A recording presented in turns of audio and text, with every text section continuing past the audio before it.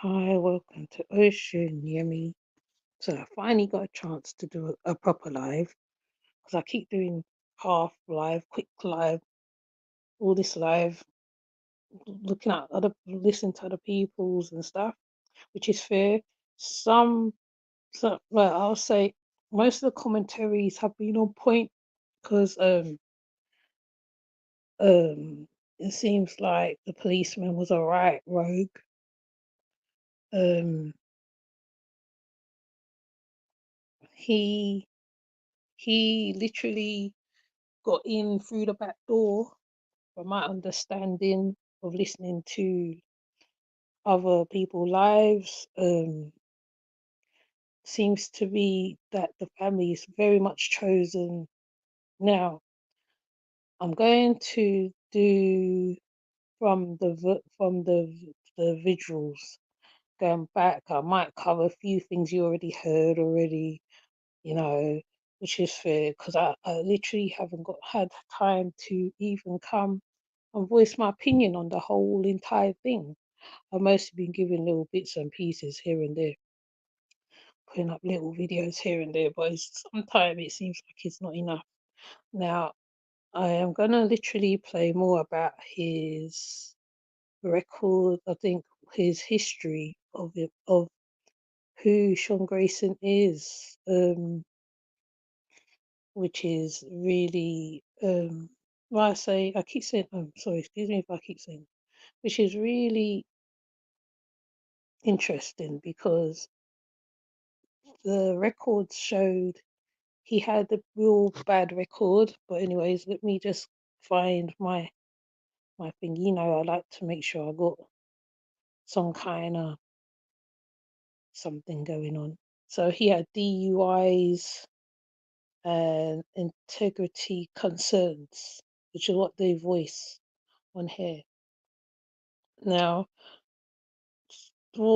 Sonia also said to her daughter that she feel that they would take her life. So she also had a feeling that the day was coming when she will be taken out of this world. Now, what I'm gonna play is some of the stuff.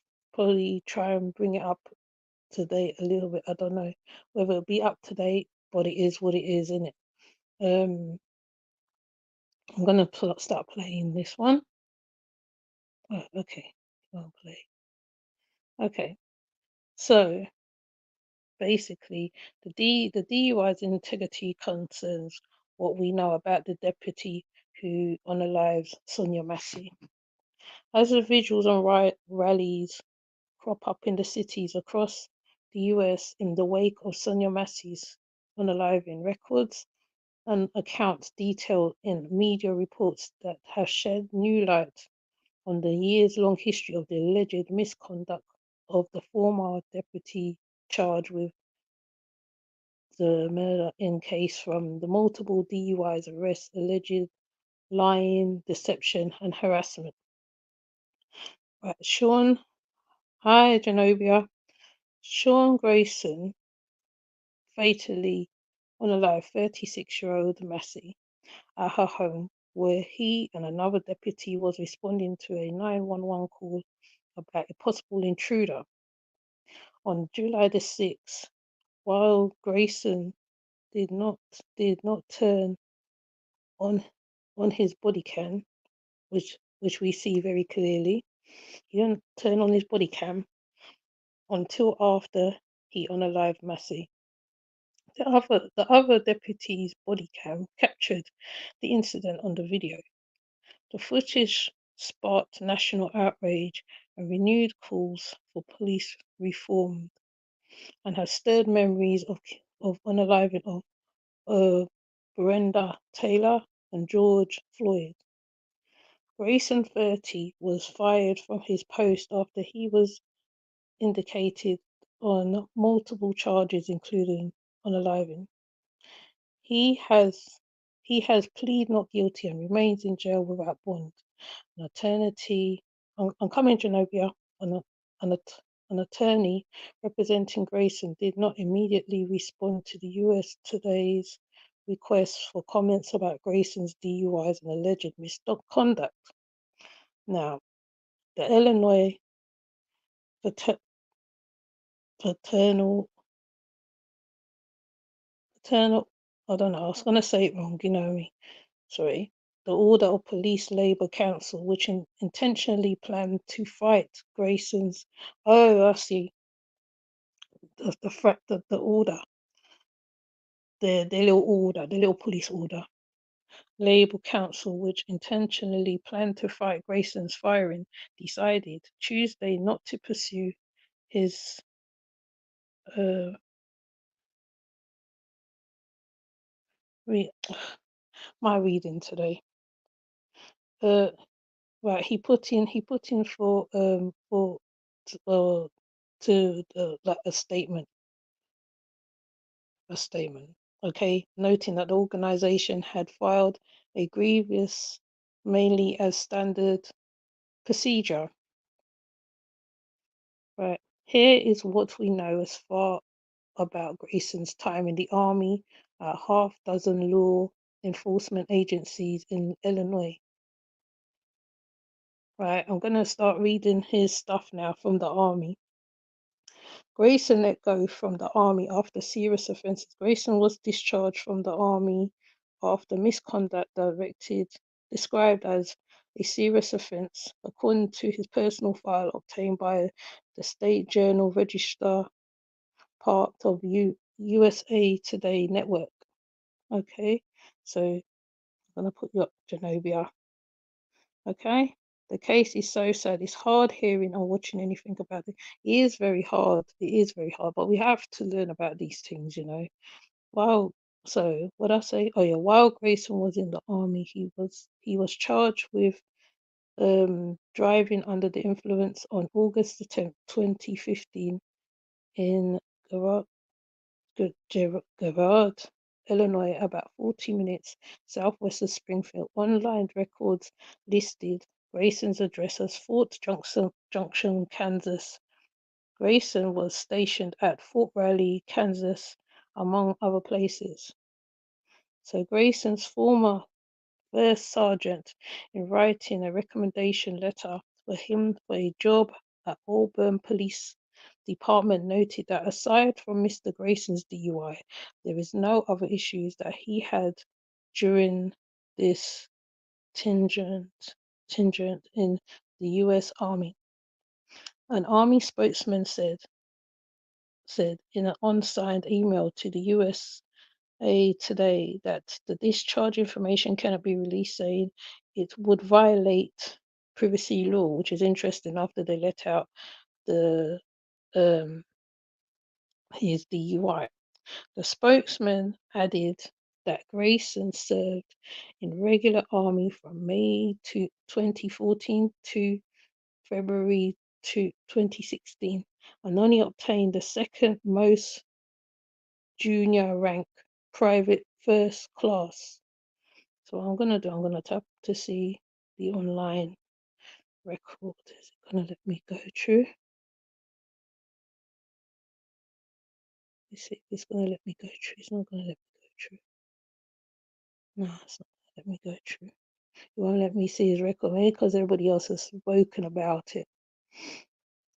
And it's strange because that means that he had a back door that he went through. He didn't go through the front door. And according to what others are saying, it's like the family was known. Okay, now I am going to play a little bit of Fundi Fee's live because you know why I'm playing it, because she also speaks about the woman he was with. So I'm going to find Fundi Fee's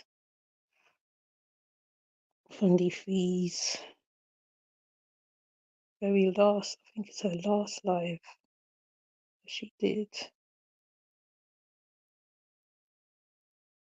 Okay, here we go. How he got his job, and just to let y'all know, the letter that was written by the older Butterfield is Scott Butterfield's mama.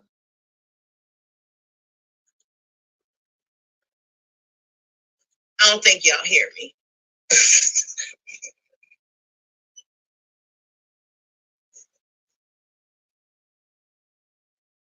I don't think y'all hear me.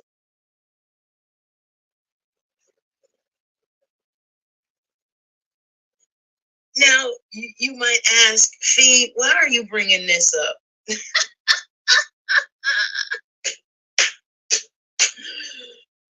Oh, let me tell you why I'm bringing. Remember Isabella? Isabel. Hold on, let me grab her. Remember Isabel? Isabel right here.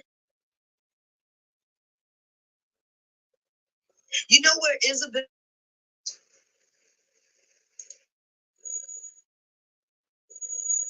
Let me tell y'all where Isabel works. Isabel works at the Capital Community Health Center, which is 8 miles away from Sonia Massey's house. Remember Sonia Massey said they said she went to the hospital. She was going to go for 30 days, but she came back out. Well, Isabel Butterfield works at that community hospital. Y'all, y'all, y'all. Y'all know, like I know, when it comes to being a Black woman and you go into the healthcare field, we already understand how her husband feels about us, right? So I could imagine that, she shares the same ideology.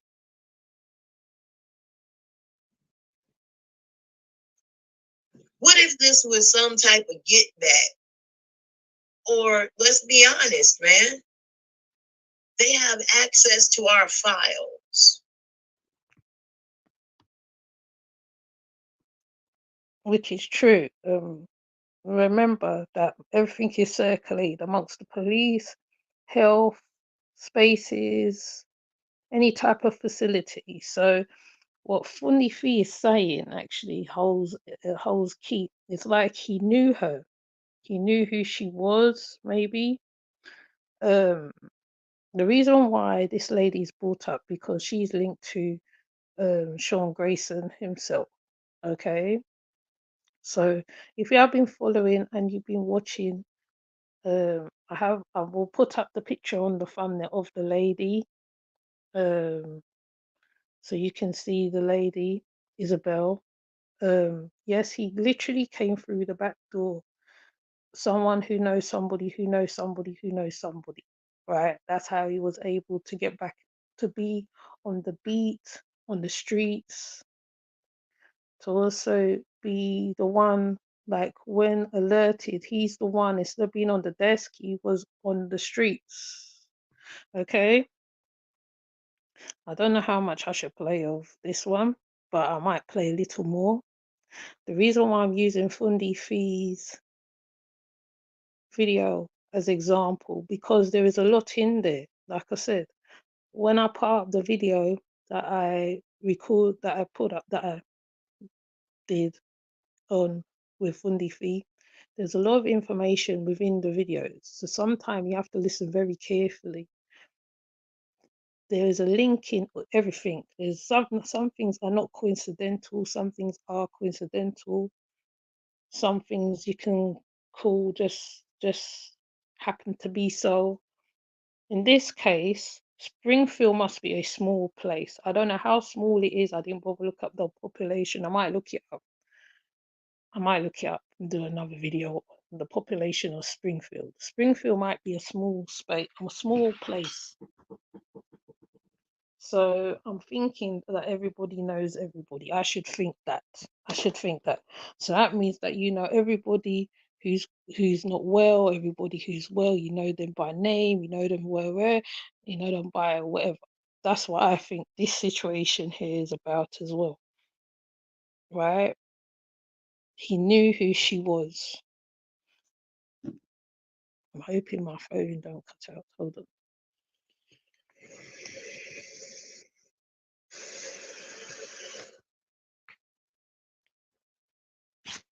Because remember, Officer Grayson asked her if she was all right. And she was like, yeah, I'm taking my meds. Now, what if, and this is just me being who I am, because you would think that this is where this story began, right? Because this has to be where the story began, right? What if you know? What if I tell you no? This is not where the story ended. And I have to retract something I said, because I said the baby Terrell Miller was taken on June 7th, I think I said. That's completely wrong. He was taken in March. And I don't mind saying I was wrong when I'm wrong. He was taken in March, which, again, is even worse. That makes it even worse. Peace and blessings, Coffee. What's up, Suge? Ra in the house. What's up, Connie? Cherokee. How is everybody? How is everybody? All right. It was even harder to say, because I said the baby Terrell Miller was taken on June 7th, I think I said. That's completely wrong. He was taken in March. And I don't mind saying I was wrong when I'm wrong. He was taken in March, which, again, is even worse. That makes it even worse. Peace and blessings, Coffee. What's up, Suge? Ra in the house. What's up, Connie? Cherokee. How is everybody? How is everybody? How is everybody? Thank y'all for coming on. Now, again, you would think that that's where this story began, right? No, no. I'd like to tell you about a sheriff named Gawk. This one right here. You know what Gawk did? Gawk is the officer, the commanding officer that was on site when Terrell Miller's mother was being SA'd and scarubbed by her drunken boyfriend. And when he finally decided, after waiting 10 minutes outside, that they were going to go through, he drew his weapon on the victim,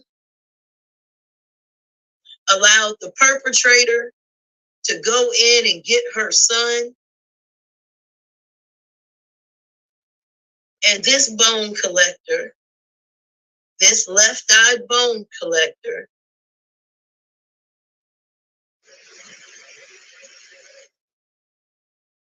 put down the perpetrator through the left side of that baby's face.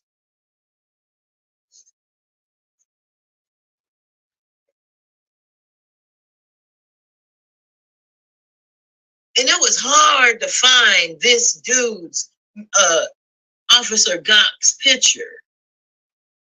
Oh, it was hard. It was even harder to find his name. Y'all please make sure you hit that like button for me.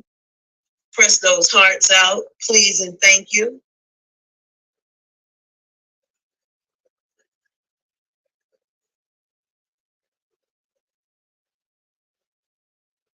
Now, this is after he knew Miss Miller, not Sonia, but the mother of Terrell. He knew her, and he had been harassing her for months, to the tune that these officers, after finding out that she was pregnant with her son, told her, and I quote,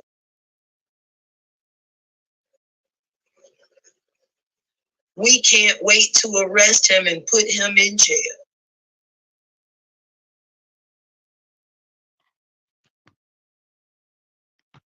Now, that sounds so wicked, is crazy. I'm waiting for it to say. It sounds so wicked, it's crazy and wicked at the same time that he will say such a statement to a mother carrying a baby. Now, um, the the fact that he, I don't know, pulled his gun. I don't know. I should just say gun here. Pulled his gun on a small child, with a man holding a small child. Instead of aiming for a shoulder or whatever, they unallow the child to get to the man. Now it was that's now if that isn't blatant in your face, deliberate, whatever, I don't know what is. Now, I'm also gonna play her daughter. Hold on, I'm gonna find her daughter as well. I'm gonna jump around a little bit, because I've got the got a young one, and I don't want to wake her up. So we're gonna jump around, right? Because the daughter even says something very deep. Let me see if I could change this thing around a little bit, because it's like you're hearing who she's talking about, and you probably don't know who these people are. So I'm gonna change my position of my camera so you can see the people. It'll be more better if you see the people. Hi, mind's eye. So nothing is coincidental. Nothing's um well, they say what's in the dark comes to light. Okay. And like I said, it's just good. It's a good thing that the partner left his camel, because this conversation would never be had we'll never be having this conversation, basically. And the fact that, how, like I said, I still say they targeted the family because of what the daughter says as well. Okay, what the daughter says a whole lot. You know what I'm saying? The daughter alone, um, I think it's her daughter. What she says speaks volumes. And let me see if I can get this line up.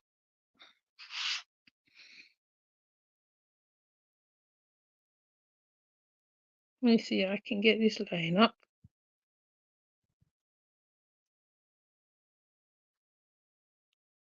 Yeah, but she did tell me that the police was gonna kill her or these other people. And I'm like, why is that? And then after that, I didn't talk to her till like about 2 days later. And she was like, she had told me her exact words is they gonna kill mommy, baby. And I got mad. We had got to it. And I'm like, stop saying that because you're gonna speak out of find yourself. And then the day, like 30 minutes before she died, she called me and she texted me asking what I was doing. But I didn't reply because I was asleep.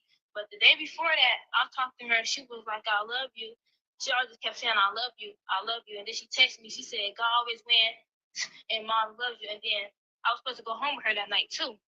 But I was like, no, because I knew See, something was off. I was like, I'm just so have my something would dad bring happen me in to the her. morning.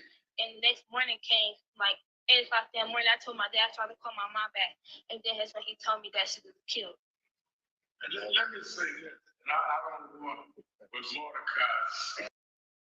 The last thing my mom told me when she talked to me is that she gave me specific names. I'm gonna tell y'all, but she didn't tell me that the She police even was gonna knew he kill was her coming for her. or these other people. And I'm like, why is that? And then after that, I didn't talk to her till like about 2 days later. And she was like, she had told me her exact words is they gonna kill mommy, baby. And I got mad. And I got to it. And I'm like, stop saying that because you're gonna speak down upon yourself.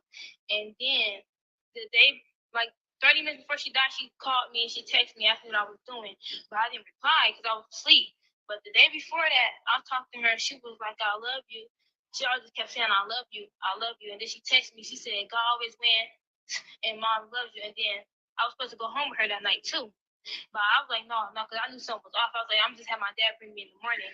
And the next morning came like 8 o'clock that morning. I told my dad I tried to call my mom back, and then that's when he told me that she was killed. And let me say this, and I don't want. So the mom saved the daughter's life because you see now, we would have been talking about two people that would have passed in that house that night when that policeman going there with his feisty self. I was gonna say another John Crow self, right? She gave the daughter a warning. She told her they're coming for me. So she knew something like, something's happening, something was gonna happen. Something's gonna happen to her. She knew, you know. And sometimes when people is like that and they know when their time is near, right?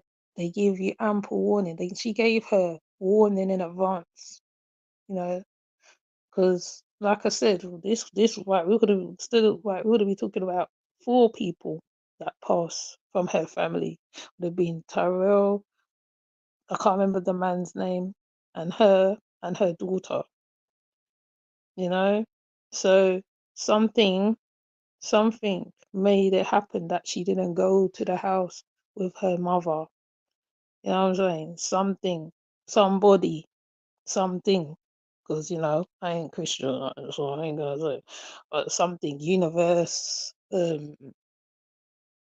ancestors, whatever, make it happen that she didn't make it to the house. Because if she didn't make it to the house, there would have been another one of the Massey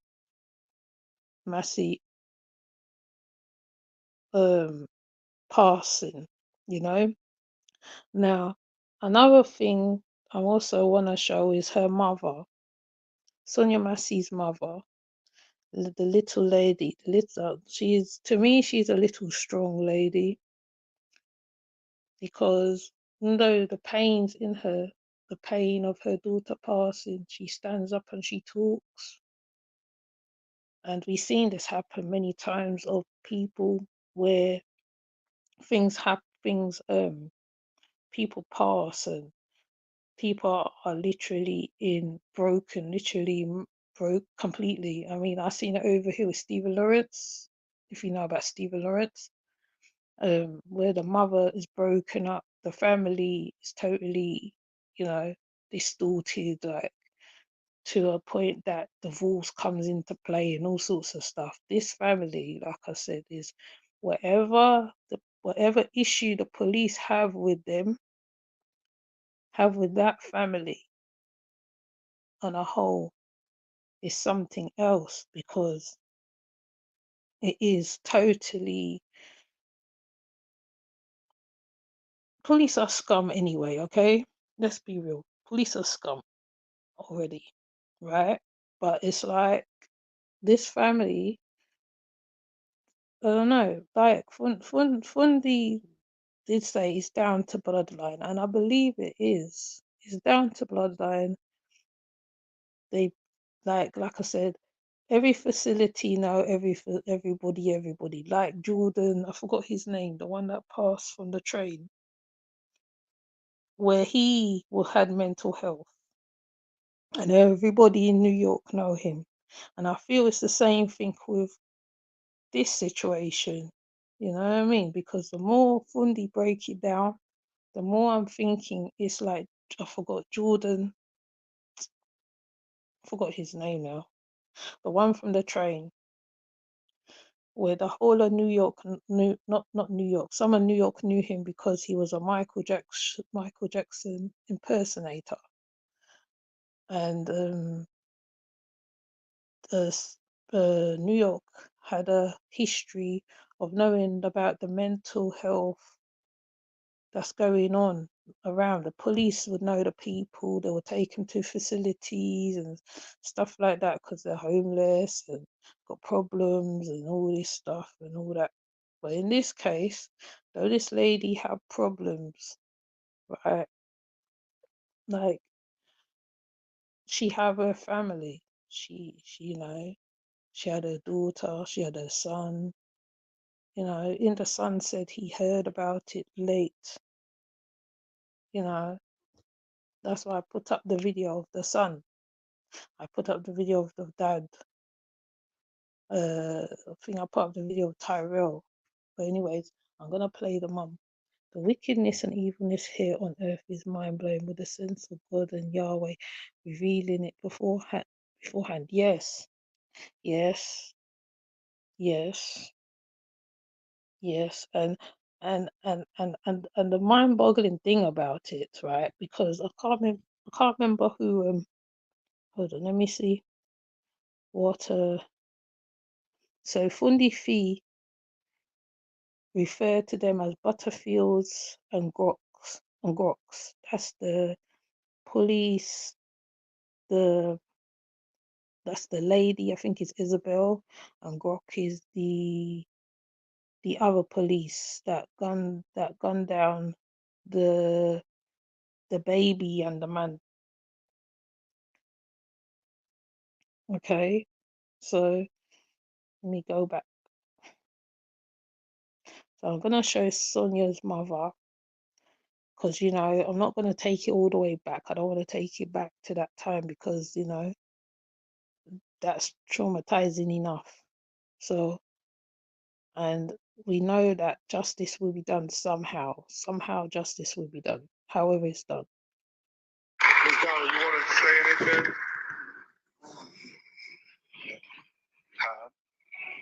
Just if you want to say it. This is Sonia's mother, Donna Massey. They said Sonia had mental issues. What started it was she started getting feelings. She kept telling us, "Mama gonna die. Mama gonna die." You should tell her mom. Saying that, but it happened. She said it 4 days, all day, to me and Malachi, and we thought we were triggering her. She kept saying, "Why are you mad at me?" We said, "We're not mad at you." She said, "But I'm gonna die." And she told us over and over and over for 4 days that she was dead in 4 days. She predicted her time. Ms. Dollar, you want to say anything?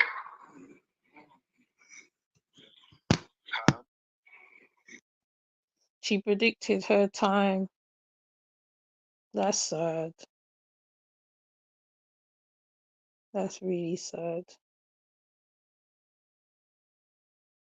Hold on, I'm trying to find the other one what I found as well. There's another one I did find too.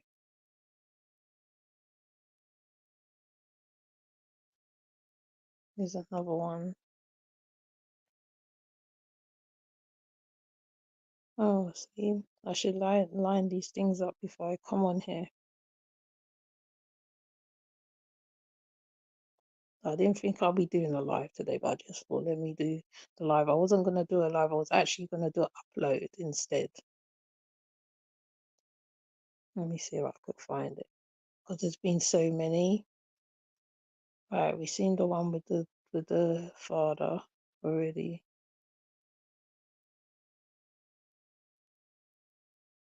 Okay, if I can't find that one, we'll move on. Now, As I said before, there was a vigil held for Sonia. Okay, so I'm gonna show some of the visual that was held, right? Because you hear Grayson's some of his charges.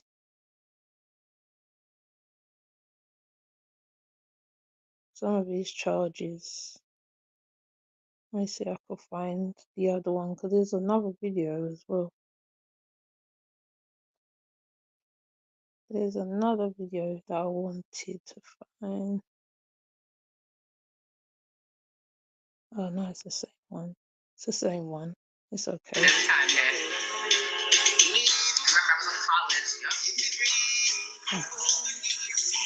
Oh, it's a music one.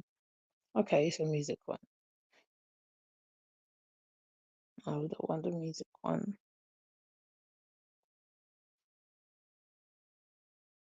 No, I can't find it. It's okay. It's alright. That means I'm not supposed to play it.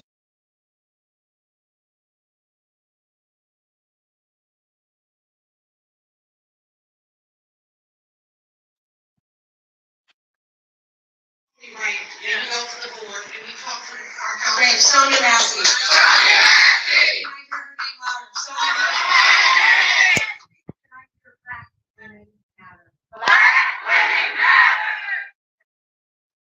Oh, I think I tapped out. Hold on. So to piggyback off what a couple of other people have said, it's only right that we go down to the polls. It's only right that we go to the board and we talk to our name, Sonia Massey.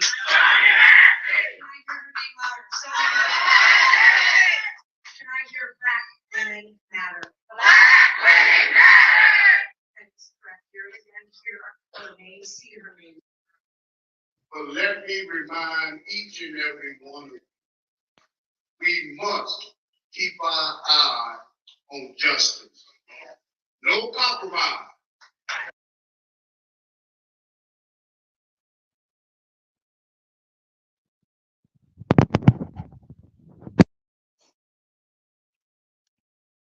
This guy here resembles her father. When I look at him, he looks like her dad.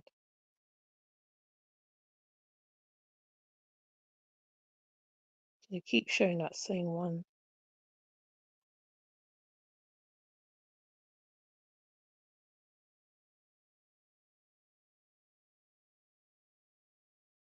Grayson's behavior in Logan County led Superior to ask, "How are you still employed with us?" Published by Capital News, Illinois. Sean Grayson is pictured in a booking photo. The former Sangamon County Sheriff's deputy is charged with first-degree murder and accused of shooting Sonia Massey to death in her kitchen. He has pleaded not guilty. Source: Sangamon County Sheriff's Department. Records show deputy who shot Sonia Massey disobeyed orders during high-speed chase. By Beth Hundsdorfer. Capital News, Illinois. News at capitalnewsillinois.com. Before former Sangamon County Sheriff's Deputy Sean Grayson was accused of shooting Sonia Massey after she called police to investigate a prowler, he had a rocky, one-year tenure with the Logan County Sheriff's Department. Personnel records show that Grayson's time there was fraught, though he was not fired by the department. Grayson's file from Logan County shows he continued a high-speed pursuit of a traffic offender even after his supervisor ordered him to terminate it. A woman filed a complaint claiming Grayson tried to watch as she was strip-searched, and her fiancé, who was in Logan County Jail, claimed Grayson questioned him in front of other inmates as retaliation for his girlfriend's complaint. Logan County Chief Deputy Nathan Miller wrote in a November 2022 report that Grayson needed extensive training after failing to listen to his superiors. He wrote Grayson needed field training, along with additional traffic stop training, report writing training, high-stress decision-making process classes, and needs to read, discuss and understand issued Logan County Sheriff's Department policies. 7 months on, how are you still employed by us? Miller asked Grayson during a recorded meeting to discuss Grayson's actions. I don't know, Grayson responded. Grayson continued to serve with Logan County Sheriff's Department for 5 more months. Miller told Grayson that these were violations that could lead to his firing. Grayson was still in his probationary period and could be fired at will. The records don't reflect Grayson was disciplined for the incidents, but more training was recommended. Miller did not return a call seeking comment. The open internal investigations were closed when Grayson resigned in April 2023, having not faced any discipline. He started his job at the Sangamon County Sheriff's Department in May 2023. Miller wrote the report nearly 2 years before Grayson shot Massey in the kitchen of her home after she called 911 to report a prowler in the early morning hours of July 6. Read more. DOJ confirms it is assessing the circumstances of Sonia Massey shooting. Bodycam video shows Sonia Massey's last minutes. Deputy's course description. Sangamon County Sheriff's deputy charged with first-degree murder. The deputies cleared the outside of the house near Springfield without finding anyone but went inside to question Massey after finding damage to a vehicle parked outside of her home. The encounter turned violent when officers noticed a pot heating liquid on the stove and allowed her to remove it. As the unidentified officer who answered the call with Grayson moved away, Massey, who is black, said, "I rebuke you in the name of Jesus." Grayson, who is white, then threatened to shoot Massey in the face. Moments later, he pulled his 9mm service weapon and fired 3 times, striking Massey once in the face. On the body camera video, Grayson dissuaded his fellow officer from issuing aid to Massey because the wound was fatal. As Massey lay on the kitchen floor, Grayson told the other officer, Sorry, you have to hear this again. I'm sorry, because you hear what they said. He strip searched a woman because of whatever the partner done. This guy is a psycho, He's a psycho. I've got to find it again, what they said. I've got to find it again, what they just said. Guy's a psychopath. Straight up. Let's say personal records. Grayson's time was 5. Trying to find it. Okay, a complaint. A woman filed a complaint claiming Grayson tried to watch as she was strip searched and her fiance, who was in Logan County Jail, claimed that Grayson questioned him in front of other inmates and as a retaliation for his girlfriend's complaint. The man's wicked. The man's wicked. So I'm not gonna put you through the traumatization of what happened to Sonia because it wouldn't be good. I mean, I was trying to edit the part before he on a live. That I was really trying to get that part, but I didn't get it. So okay, so I think I showed the autopsy. I think I showed the picture of the letter of the autopsy. So I don't know if I should run through that or not. Do you want to hear about the autopsy or not? Because I know others have done the autopsy already. So if you want me to talk about the autopsy, you can tell me, or I'll just leave it out. Okay?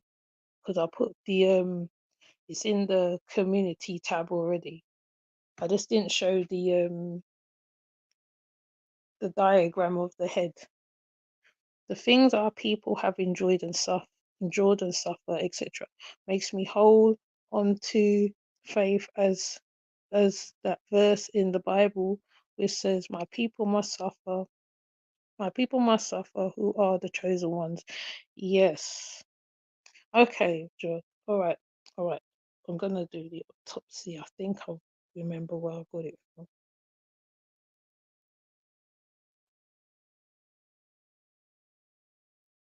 All right. Let me see if this is run through the autopsy. Probably go through. So Grayson's height is 6'3", and he's 191 centimeters in height. He's 228 pounds. The autopsy lists Massey at 5'4", 163 centimeters, and 112 pounds. 51 kilograms. Prosecutors had added that the distance between the shooter and the victim and a counter between them gave Grayson distance and relative cover. Autopsy said, hold on, they're going to go through what about the prowler and how she called 911. Hold on, I have it on my, let me get it on my, where have I got it? I got it somewhere already. Got it. Oh, did I delete it? Hold on, let me find it on my, hi Sonia, it's on my community tab. Let me get it on my community tab. That's where it is. That way we can get a better fix on what's going on, yeah? Because I can't pinpoint it from the thing I'm reading. I don't want to be reading all over the place. I want it to make sense. Okay, let me see if I can find the autopsy. Okay, oop.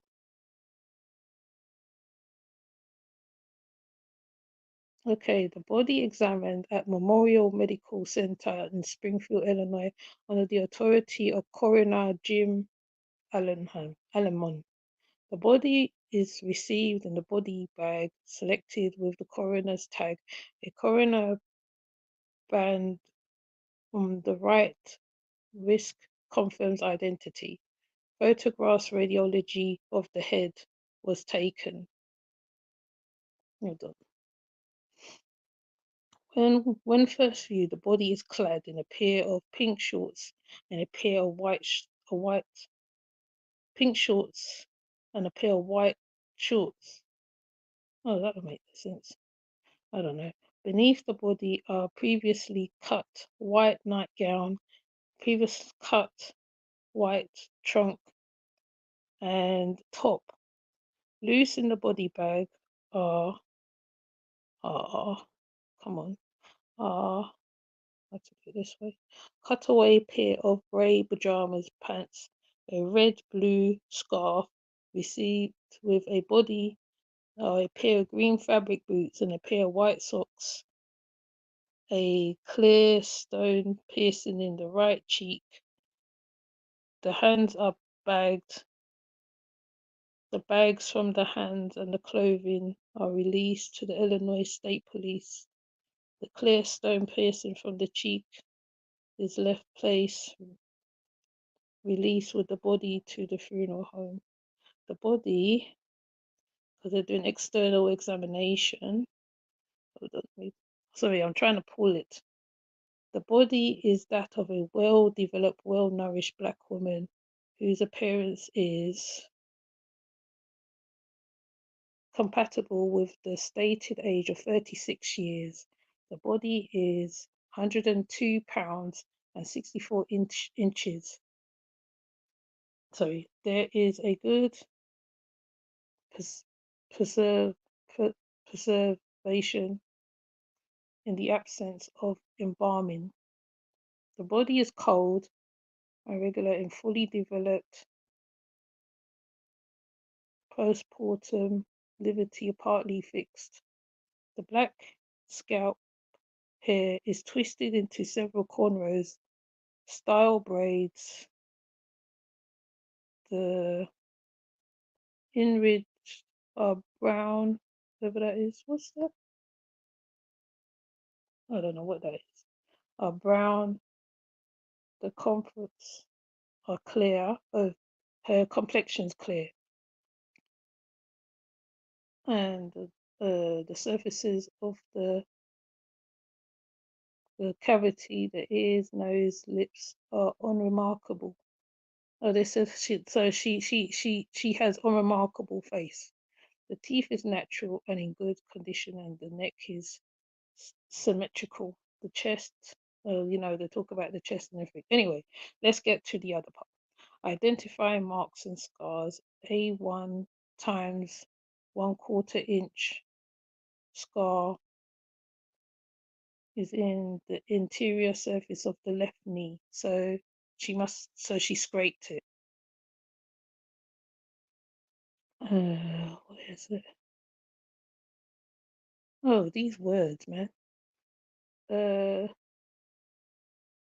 tube. They're talking. I think they talk about the inside of the body. I don't even know what that is. Okay, you might have to read some of this. Hold up. So the evidence of injury. Here we go. There is a gunshot wound of the head, minor blunt force injuries of the right leg. That's a scrape on her leg. On the lower eyelid of the left eye is a quarter-inch diameter round gunshot wound of the entrance with a circumference of 1/6 inch width, wide, moist red. What's it? Mango. The scratch, the ablation.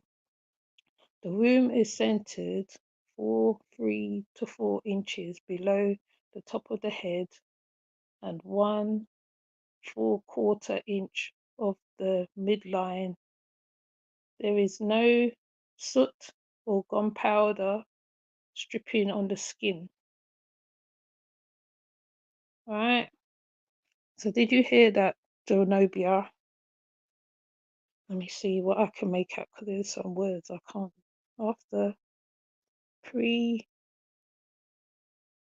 what's it? Pre in the skin, the skin, I forgot the name for the skin now. The soft tissues of the left lower eyelid, the bullet, synchronicity, synchro. I can't say these words. Synchro, the left circumference bone of the surrounding of the left side. Yeah, I don't even know whether I'm reading this right. I don't know whether I'm reading this right. Because there is a scientific words to the body, the anatomy, and the left surface of the upper neck. Let me see what the other one says. Evidence submitted. The following items are collected, sealed within appropriately labeled containers. So anything that I didn't read, right, you lot can read on my community tab. Bags from hands, swabs. They took clippings from her fingernails. They pulled head, hair, DNA, blood, standard fingerprint cards, clothing, gunshot residence kit. They did a kit on her. The head injuries, the one I really want to look at, really. Right, so the head is delicate and thin. The cerebral atmosphere symmetrical with the unremarkable grey pattern. The nerves are unremarkable, so he didn't touch the nerve when he shot her. He didn't touch the nerves. It must have went straight through and come out the other end. Sections through the brain stem, the cerebellum are unremarkable, and there are hemorrhages within the deep white matter or the basic ganglicle and the cerebroventricles, certain no blood. The spinal, as viewed from the cavity, unremarkable. So, like, though he went through the head, the top of the head. It didn't touch any of parts of her brains or nothing at all. It didn't touch anything. It didn't interfere with none of the nodes, none of the anything in the head. The skin was still like how she looks on the picture. The skin was still good. She didn't have no blemishes. She didn't have no gunpowders on her face at all. So this thing, it's mostly the gunshot thing I'm looking at, okay? Because all the other ones I cannot pronounce. I can't say their names or not. You know what I mean? But Yeah. So what they did, they bagged her hands. They're taking the swabs, which they normally do. They do fingernail clippings, which they normally do anyway. Which they do forensics, the DNA, and they should have swabbed him too. I think he had gloves on, but even the gloves, they could have taken the swab from the gloves. Yeah. All the rest of it is just checked. They checked her blood and all that. They checked the skeletal. They checked the endocrine, to see if anything's wrong in her body. Let me see the toxicology. Does she have anything in her blood? Does she have anything in her blood? I don't think she had. Don't think she had anything in her blood. No, she ain't had nothing in her blood. So the toxicology seemed clear from what I see here. There's nothing in the toxicology. So it's just mainly the head wound. They're talking about the head. All the rest of her was fine. She was immaculate. Hi, Sonia. She was immaculate, Genobia. Her face was still intact, even though she got shot. So, yeah, I can't read those big words, unfortunately. Otherwise, it'd be interesting read. That shows that she was shielded by God's veil beyond the bullet penetrating the main vertical blood vessel to which she bleed out. Yes, because they said everything was immaculate. The nose, the face, the lips, the face, the structure of the face was still good. No rupture, no broken. It just went straight through to the other end. Right. Hold on, I'm gonna highlight everybody because I haven't highlighted because I was having a bit of problem with my screen. Right. So hi Genobia. Hi Genobia. And Genobia, the case is sad and hard hearing and watching anything about it. Mind's eye. Yeah. Sonia. Hi Sonia. Hi Salma. Yeah. Yeah, she still was immaculate. But, it's wicked, man. It's very wicked. I haven't forgotten. I need to write down my points that I'm gonna say on these type of lives, because these lives are technical, technical lives.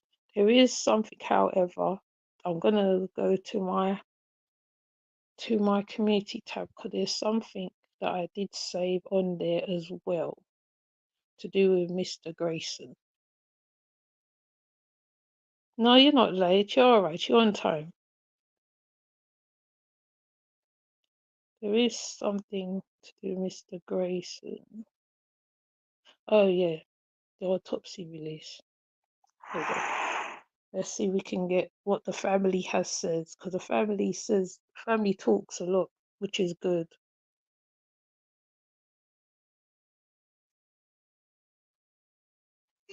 ShadiaMassey,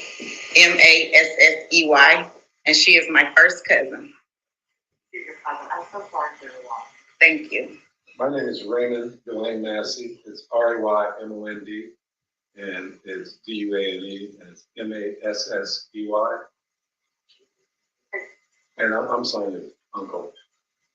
Sonia's uncle. I appreciate it. Do we need everybody closer together at all to get a screenshot? I think so. Scooch just the hair, that would be great. Yeah, if you put the camera kind of right with you now. You're comfortable. I know that.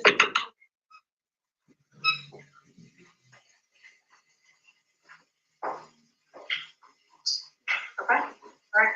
I think we're, well, thank you for the multiple press conferences. We've been following them in detail, and the interest in this case is massive. And so we really appreciate the insight. We know it's not easy to talk about this, so we don't take it lightly. Can I just first ask, just ask her family, obviously we all saw the video earlier this week, and we were all horrified by the video earlier this week. Seeing the autopsy results and kind of what they appear to show about how this went. Just looking at that report, how do those results hit you? How does that information hit you? Well, it hits us very hard. The way that Sonia was shot and taken from us, it was disgusting and it hurts us very bad. And Maggie, today was the first family member at the house, and she can tell in her own words, she being a good aunt because they were like sisters, grew up together in the same household. She was trying to clean up the blood in the house, saw that Malachi, her son, and some of her daughter could come in the house and get their clothes without having to see their mother's blood all over the kitchen floor. So why don't you say that in your own words? Okay, so my niece and my nephew, they wanted to go to the house because they needed some belongings out of there, and no one wanted to go to that house to clean up that mess. But they needed to get in there, so I would do anything for them. And so I decided to go out there and clean up the crime scene. Mm-hmm. And walking into that house, I just felt her. I felt her. I felt like I knew what happened to her immediately. When I get to the kitchen and I see her blood laying on the floor, it broke me down. But my main focus was to not let my niece and nephew see what happened to their mother on that floor. I just wanted to say that the video was horrible enough, but to be misled on how things transpired is even more hurtful, and it just makes that pain a lot deeper for our family. I so appreciate it, sir. If we can try to keep, I think, the camera stagnant on just 2 family members, is that okay? Yeah, we fixed it on our end. I so appreciate it. I know it's not easy, guys, so we'll keep that camera up as is, if that's okay. I think we're gonna try to use questions and answers. Can I ask you just both again? I'm sorry to belabor this point, but when you saw the autopsy result appearing to show that she was shot at a downward trajectory, what did that do to you emotionally?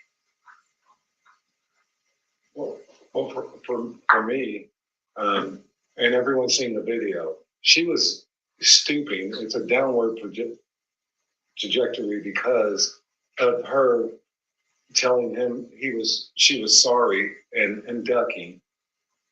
And she was just trying to get out the way. I can almost see, like she was trying to get out the way. And you've seen that, like she said, she was ducking, and it makes our whole family feel horrible. Yeah, and that coupled with the fact that he took 2 to 3 steps over in the video where he can have a direct shot at her. And another thing is that I heard the first 2 shots in the video that those shots didn't hit her. It's like he reached around to purposely hit her, and that's the hurtful part. I feel like if he felt he made a mistake, that 3rd shot wouldn't have went off, the one that took her eye. There was no humanity, there was terrible things that was said even after the fact, as she's laying there on the floor. That's hurtful, very hurtful, and I don't know. The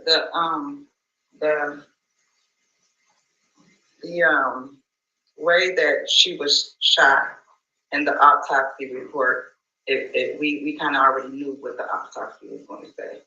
We kind of already felt, from watching the video from the beginning, without the blurs, without everything, we kind of knew. We didn't know where the shots went in and came out, but after watching that video the first time, we kind of knew what the autopsy was coming out. Yes. Sonia was Yes, it did hit her eye. On the lower lid of the eye is a 1/4 inch in diameter round gunshot wound of the entrance. I couldn't see it properly on the other device, which is a circumference of 1/6 1 16-inch wide. So her face did get hit. Her face did get hit. Yes, they're right. A very, very peaceful, loving person. She had an ablation on it. And not even that situation, but she wouldn't aggressively, call people names, or she was always just beautiful, loving, caring. I love you, I love you, I love you. That's kind of a Massey thing. We love everybody. So they probably heard me all over the world tell me, I thank y'all, love y'all so much. Sonia's last words to the person that killed her was, I love you. That was us. We still loved very hard. And I'm sure Sonia still felt the same way. Can I ask you, and this is obvious, but if I could just get you to kind of sort of drill down on this point, you're not just shining a spotlight at the video, you're not just shining a spotlight at the autopsy report, you're shining a spotlight at Grayson's past. I would say not only that, I mean, we need answers we need all the answers. We're not just looking for some answers, we need all the answers. What stands out to you most from what you've learned about the past? I would say for me, it's what stands out the most is how heinous it was and how disrespectful it was during, and the world seen videos, but that's what hurts me. And I just feel like he should have never been hired as a sheriff. And that is the most that is standing out for me. That is the biggest part for me. How did he even become to even get to this point? When you look at his record. Yes, ma'am. When I look at his record. There were so many red flags. Yeah, which of those, and I guess I'm asking about his employment record and also his criminal conviction. What, based on everything that you've uncovered, which seems to be quite a bit, what stuck out to you as far as like his time even before? Who would you recommend a stocks and shares ISA for? Basically, anyone that wants to do more with their money, even if it's only £20. We're joining this sheriff's department, like when you're looking at all these things that say red flags, which red flags stood out? The fact that he had 2 DUI convictions, the fact that he had been not discharged in the normal course with the Army, that they found he had serious misconduct. The fact on his questions for his employment, he admitted that he drinks a lot of alcohol. He also, before he got hired by Sangamon County at Logan County, they had 2 unfounded allegations of him engaging in misconduct. The question that the family has is, did he have any alcohol or drugs in his system on that night that he shot Sonia Massey in her face? Mm. Yeah, can I ask for relatives? Mr. Crump has listed some of the things that have made headlines from the deputy's past.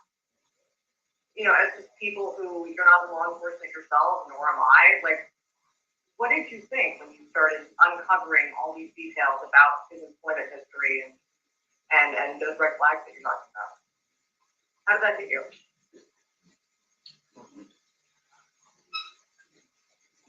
Well, it speaks some about the department as well.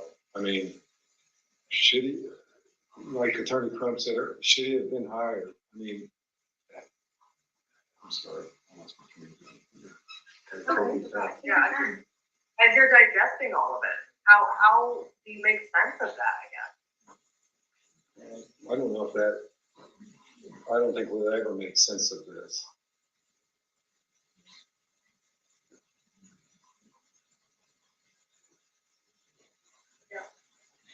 anything that, have you had any communications with the sheriff of Sangamon County or with the department since this happened? Have they shed any light on, to your family, on how he was able to get his job and essentially get hired again? I know, to my knowledge, that our family has not been contacted by that department as of today. People within the department that maybe I know personally have reached out on their own to send their condolence to me and my family. For those who, whether they're in law enforcement in the Springfield area or elsewhere, and they make decisions about who to hire and who to give a gun to and who to give that power to on a daily basis, what would you tell them? Like, what sort of, I guess, a takeaway from seeing that someone with Grayson's background was able to get the job that he's had? What would you tell those who kind of have that decision-making power? I would just think that they need to do a better background check on everybody. And I feel the department needs to have different policies and protocols. I mean, else he would not have been hired. I mean, I think everyone agrees to that, but I just feel like there was somewhere, if you're getting hired at 6 different or 4 different police stations or departments in a 6-year period, there was a red flag there. They should have did a deeper investigation or a deeper background check on him there. There's no one's going to leave a job like that in a year. This is your career. I was going to say that I retired out of VMS after 23 years, and I know that when we come up on someone that's troubled, we would call not law enforcement, but it's a CIT, the crisis intervention training. Individual will respond, and there was a lot of things at the initial when he was speaking of her. There was a lot of red flags that he should have immediately called someone that can deal with individual with mental illness. And I believe most places have some type of training with mental illness that I feel she was failed. And this might sound redundant, but if I could just get you to confirm this. I mean, it's your opinion that he never should have been hired for that job? Well, 2 DUIs. There was a lot of red flags. No, I agree that he should not have been hired. Maggie, is that everything? We gotta. Can I just, Janelle, do you want to add anything at the end? Hey, Janelle. Hi, Ben. Good job on your article. Thank you so much, and thank you for you all speaking with us. I know how difficult a time it is. I've been the one doing a lot of the reporting, unearthing the things in his background, and I just wanted to know, specific to Sonia's killing, do you believe that race played a factor, that had Sonia been maybe a white woman, he may have shown her a little more or any consideration and treated her any differently than how he did? No, I don't Yes, think we he do. 100%. Yeah, he would. Yeah, I think they know, but yeah. Ben, I know you had more to say on that. Do you want to weigh in on that at all? When you both said more? Yeah, I was letting them win. Obviously, I think if she was a white woman, she'd still be alive today. Thank you. Yeah.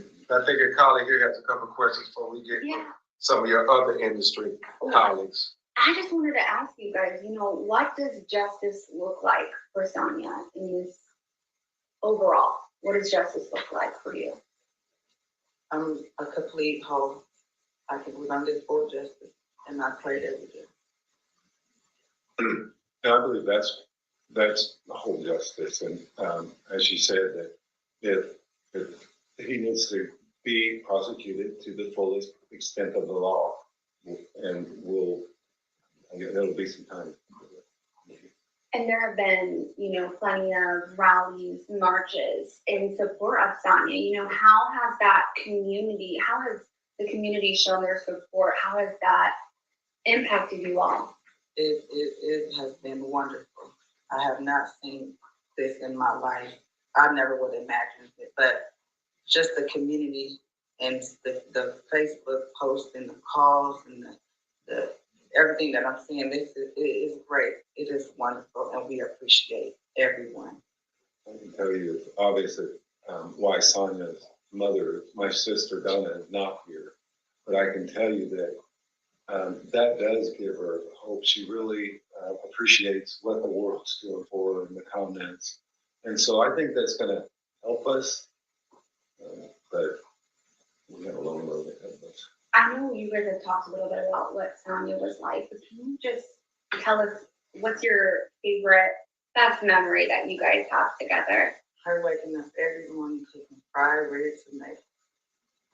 That is my memory that I'm gonna hold with me forever. She made it a point to call me, and keep in touch. And every time she calls, first thing she says is, "I love you, Uncle." She never called me Uncle Ray. She just called me Uncle. And she only called me to tell me about either the kids or her accomplishments. And she was so proud of herself, with the accomplishments that she's had. So that's what I'm gonna do. I'm gonna miss her phone call. I'm gonna miss her beautiful face. And All right. Thank you guys so much. We really appreciate your time. Thank you so much for sitting down with us. At Pension Bee, we're helping thousands of people to bring their old pensions together. So she was one of those people in the family who will be always phoning you saying I love you. She was the one kind of like the glue to the family a little bit, you can say. So for this thing go out on me. They remember her as that beautiful, that niece cousin who always made sure everybody was good. You know what I'm saying? It's like it's sad to listen to, but it's to know when someone's really loved. When someone's really loved, and you can hear how they love her and all that. I think that's the most important bit of it. I'm trying not to play like the son.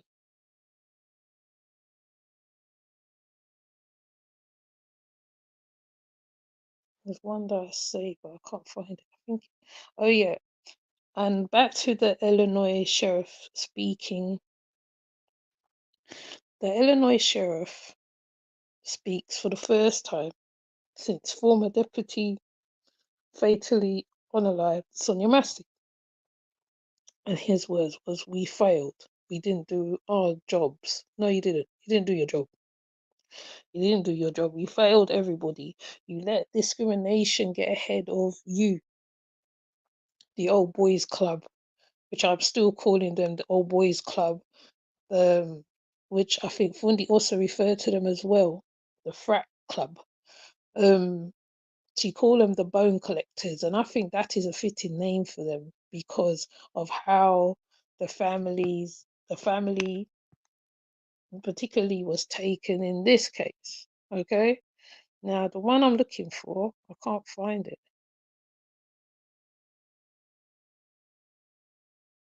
I'm hoping I saved it. There's one that I got that I saved. Oh, did I save it? No, I didn't save it.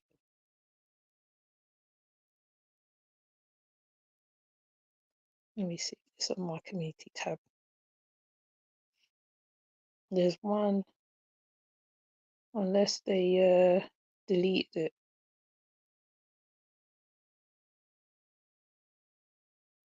That's Richard Curry. There's one video I got as well, which highlights who Sean Grayson is as a person, a bragger, not a very nice specimen, by a long shot. See, I can find it because I highlighted a lot of the past ones as well. Adam Toledo, Dwayne, Jaheim, Joy Gardner, Smiley Culture, Mark Duggan. There's loads of them. There's loads. There's many of these kind of cases. Many of these kind of cases. The differences, the camera's on. That's the difference. So anything he would have said would have been a lie because he would have used defense. Oh, she threw water at me, and this and that and the other, which is what he would have used as his defense. So the fact that the other officer had his cam on, well, that's a blessing within itself. Okay, that's a blessing within itself because the evidence is in your face. They cannot say no, whatever, unless they wipe the the cam. Okay, so that video was a blessing. I'm trying to find the one that I found. It's one that I found on this guy.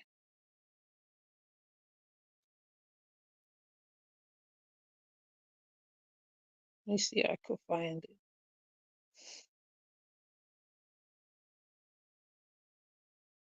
Yeah, talk about his fiance, which is Isabel Butterfield. There's one that I'm looking for.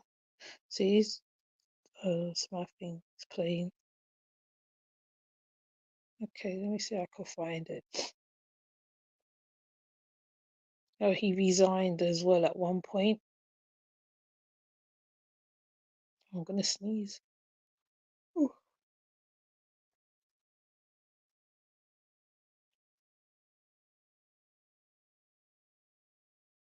So I'm gonna see. I feel they only recorded it for their own collection. In other cases, they will make sure there is no evidence. Yes, because he seemed like a serial. Okay, on the live, I gotta say it for the benefit of YouTube. He seemed like a benefit on a live of a serial on a live. That's what it comes over to me because it's the way it was done. You know, the fact that he got through the back door is crazy to me. You know, and they still put him back on service. I'm just like, that just shows you how easy it is for them to get back into work. Or what they do, they put them on another precinct in most cases. You know, they put them on another precinct. There was also audio revealed. Now, this audio now. Please tell me what you think of the audio that has been released. If you have heard about the audio that was released by the ex-deputy, tell me your thoughts on it, because my thoughts is, it's like I forgot when I saw it, I thought that's weird. Like I think it sounded like an interrogation audio, and there's a lot in it. I don't know if I should play it, because if I play it, I don't know. Well, I'm gonna play it. I think what they call it? Also, the audio recordings reveal Officer Sean Grayson. Let me see if I can find it. 7 months on. How are you still working? I'll stop it. I won't stop. Sean, do you understand what I am saying? Yes, I do, sir. And I've had this conversation with you before. If we can't trust what you say and what you see, we can't have you in our uniform. Why are you putting on the uniform? I'm calling you on your integrity. How does that make you feel? Learning from it. Are you angry with me for it? Do you understand it? Yes. I don't get angry with this because, one, I have no experience. Before I came here, I had no experience. Two, I wasn't allowed to do this right here. I was not allowed to review my videos. This is termination. I'm getting goosebumps. This is extremely concerning. Everybody likes you. I got to be able to trust you. Was this a purposefully done lie? No. I full-heartedly, I still believed I was on North Madison until you just pulled up Google Maps and showed me in the daytime. This is going to get deeper because you're going to have a hard time answering some questions here real quick. Okay. Okay, so that's the disciplinary. This was done. Hold on, what did they say it was done? Time answering some questions here real quick. That was done 20 months before he got to Sonia Massey, right? So they thought it was gonna be another case pushed under the rug due to her being black and with mental problems. Yes, that's what they thought. That's what they thought. Now, I don't know whether anybody was around when I did on the toddlers, Terrell, and I forgot what his brother's name now. The two toddlers. If you remember about the two toddlers, please put a one into the chat, because that is the same situation with them as well. They thought that when the toddlers went missing, no one's gonna come looking for the toddlers. Okay, the ones who adopted them. They made all kind of story, because there's no remains or nothing found. They didn't find the toddlers of these two adopted parents. Did they carry her body out through the front or the back door? Because they are supposed to bring out the dead through the back door. Well, according to Fundi, she said that they didn't bring her through the front. They bring her through the back. So, they brought her through the back. If you remember Fundi's video from the last time. Let me see if I can find her last video of that one, just to remind you of what was said. I'm not going to play all of it.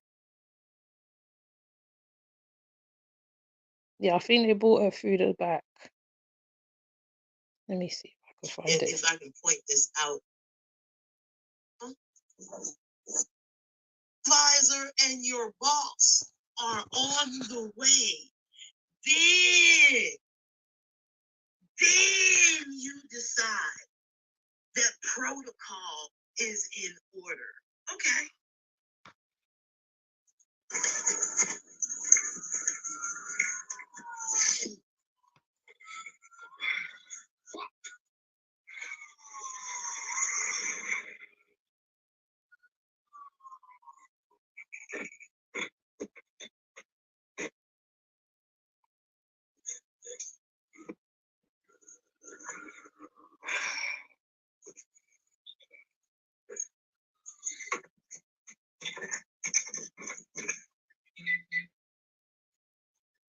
So, if you got any call history for being 1096?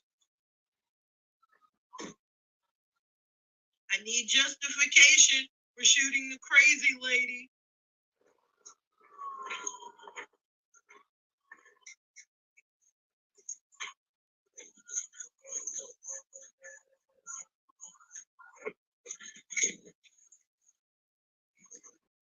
Right, because you got to look like you're doing what you're supposed to do when your boss gets there.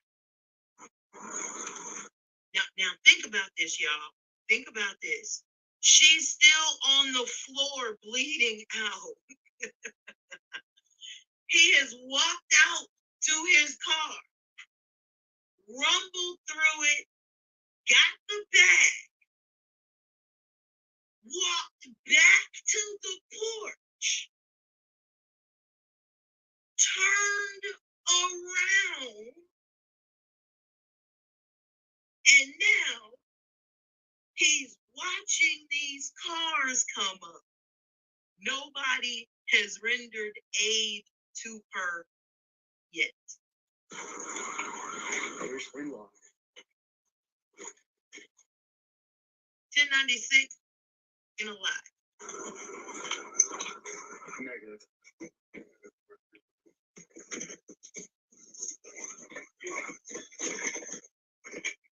She's in the kitchen.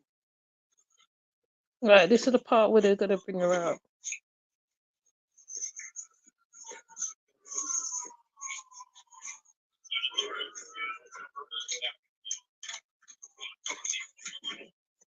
Languishing on the porch, still no aid, y'all.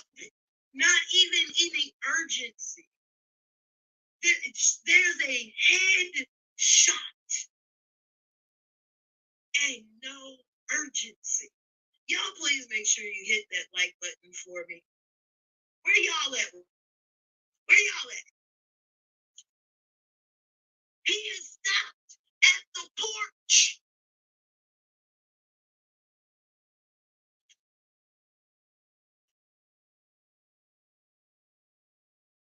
He did not throw that water. She did not throw that water. That water spilled, but you know, they'll get that right in court. They'll get it right in court.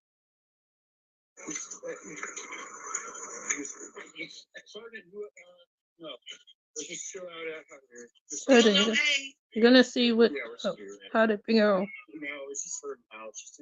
Still no aid. Oh, it's just her in the house. Still no aid.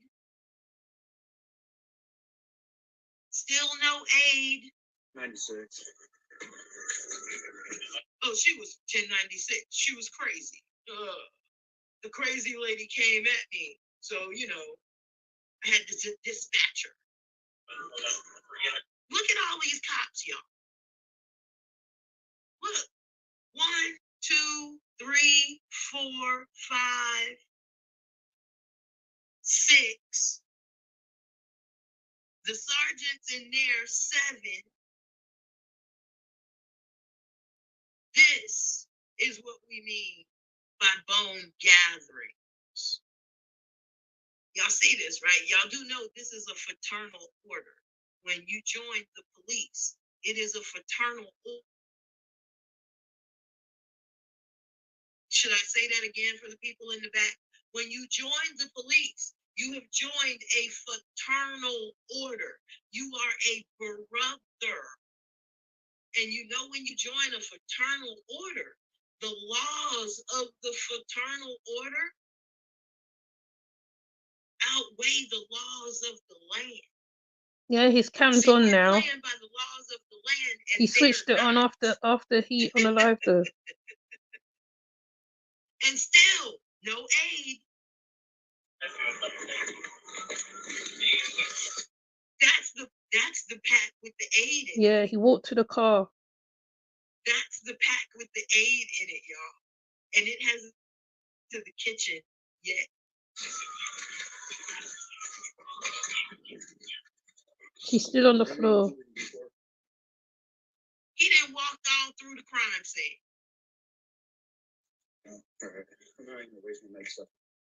And what is he doing? Oh, look, there's an orange bag over there. That means that he did go get his kit. Okay, cool.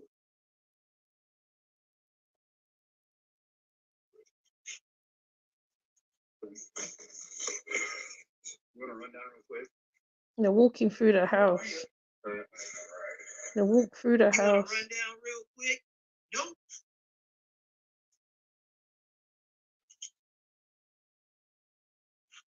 I don't want your input yet. No. Say it ain't so, King Kev. Say it ain't so. Hold on. House is clear. She was the only one. No. She's the only one. So can you imagine if her daughter was there now? It would have been two. She saved her daughter. Officer, where's the gun? His superior officer wants to know where the gun is. And he's like, no. Where's the gun? Because you shot this woman in the face. Where is the gun?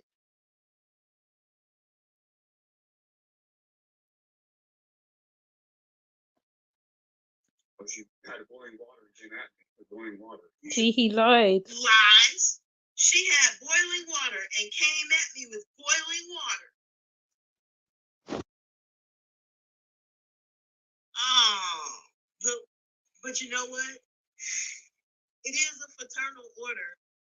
And if it wasn't for cameras, he'd get away with it. Yeah, true. He'd get away with it. Yeah. He's still got his cam on. Notice everybody, his cam's on. House is clear. She's the only one. She's the only one. Had boiling water and came at me with boiling water. You shot her? Yeah. She said she was going to rebuke me in the name of Jesus and came out with boiling water. That's what all this is. I'm standing right here. All right. Well, look at the distance, though. The distance between them. That is not what happened. Just nothing right now. Just hang out there for me.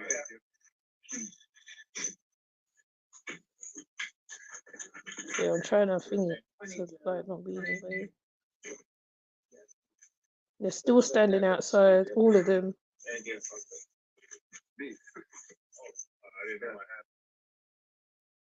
Did y'all hear? I want you to hear his inference. I want you to hear this. Listen to the inference.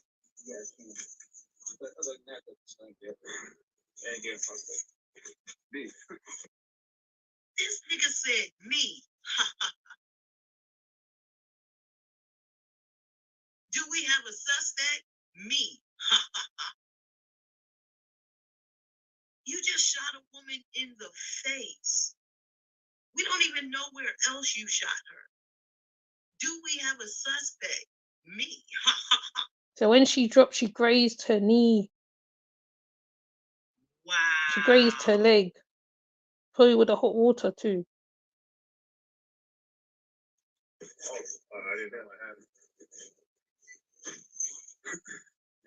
Oh, I didn't know. But at the hospital, they told the family that it was a self-inflicted wound. Now he admits to everybody, in front of everybody, that he shot her. So how did it get to the hospital that it was a self-inflicted wound? Because that's what the family was told. Yeah, dude. This fucking bitch is crazy. Oh wow. I never get over Good. that. This fucking bitch is crazy. I watched this so much time and I still never get over that part.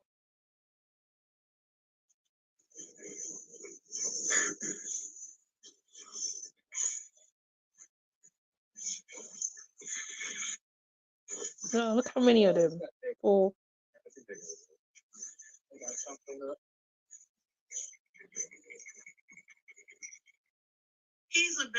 He's about to take his own crime scene.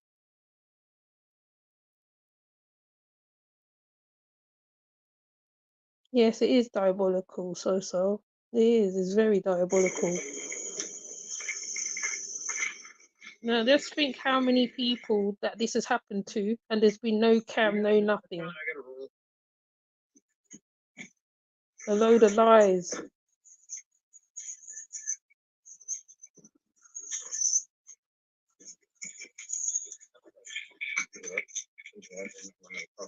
Right here, where do you want it? Just around the house. Yes, you inside. Okay.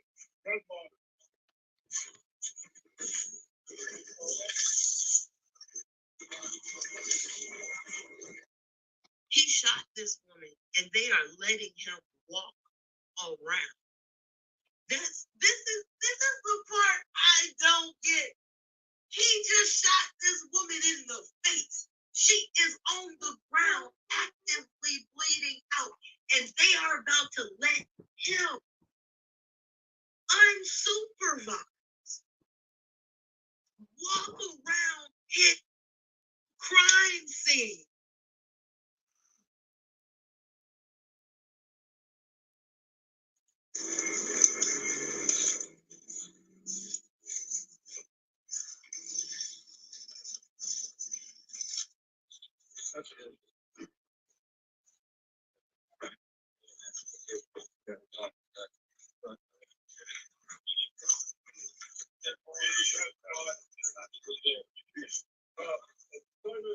They still ain't brought her out yet.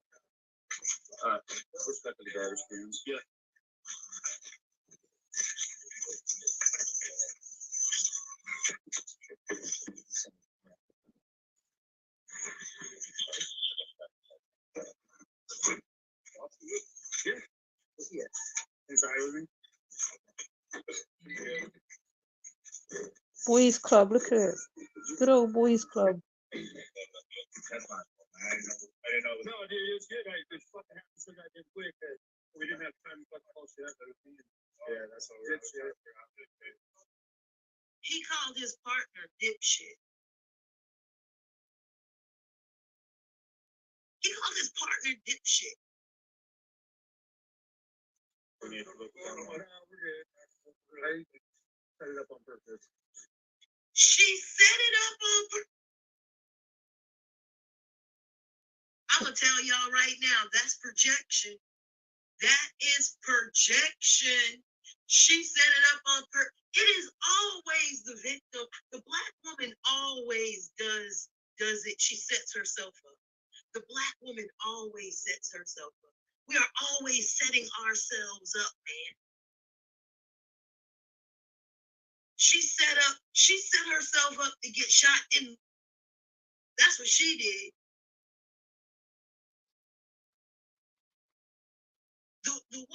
The woman at the burger stand that was just trying to correct her order, and the Black man punching her in the face, and the son eventually popping him off. You know, she deserved it. She set that up too.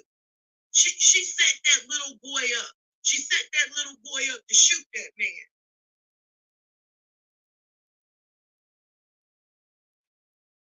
Remember when everybody blamed her? Oh, I can't believe she did that to her son. I can't believe she made that boy do. It is always our fault. And she did everything right. And I wish y'all understand, this is a whipsaw. They have us whipped. Do y'all remember that word? Do you remember the word whipsaw? It doesn't matter if you do it right. It doesn't matter if you do it wrong. It doesn't, either one of those exits do not matter because neither one of them open. You can't get it right and get out of this. You can't get it wrong and get out of this because you are all with a crazy.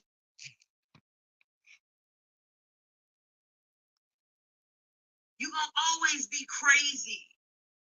Our own Black men have set up the dynamic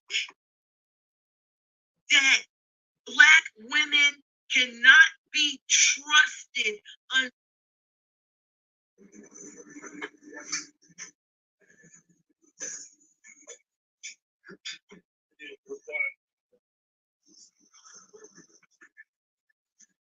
Chill in my car. I'm gonna chill in my car for a minute. I'm going to chill in my car. I'm going to chill in my car for a minute. You going to chill? You got to go. Y'all know. Yeah, you might have. That could happen. There's a possibility. thing in Highlander that when you take a head, you get a quickening. you get that person's soul, man. What's the difference in taking a hand and shooting somebody in the face?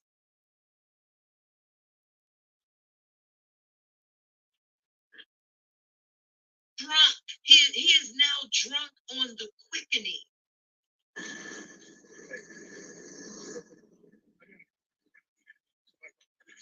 So he's gone and sat down in the car. Notice the camera's still on.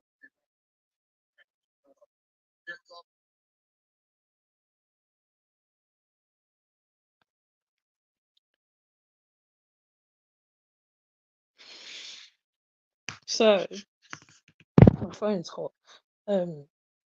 Yes, I think you're right, Alma. If they did agree to turn off the both of them to turn off their cams, but then obviously one chickened out or caught, like you said, caught a conscience, probably was a bit merciful on her.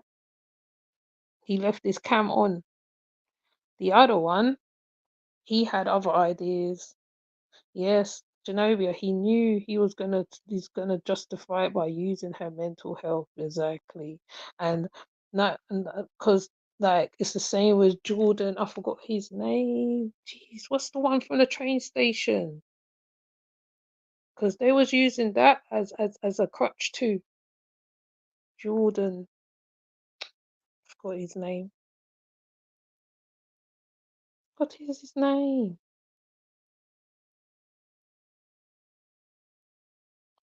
Hold on, I'm gonna find his name. So they were saying that was justifiable too. And they was using mental health as the crutch. What is the man's name? Please tell me what the man's name is. I spoke about him before too. Oh my days, where is it?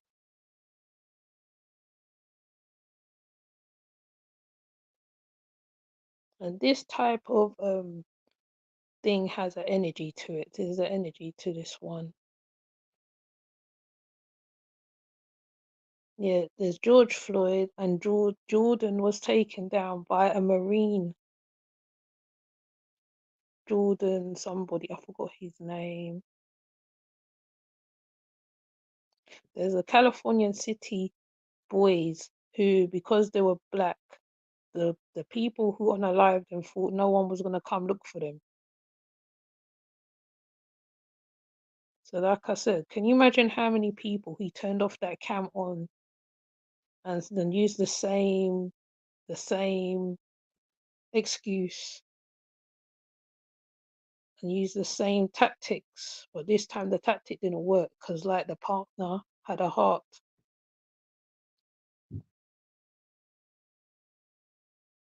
The partner had a heart.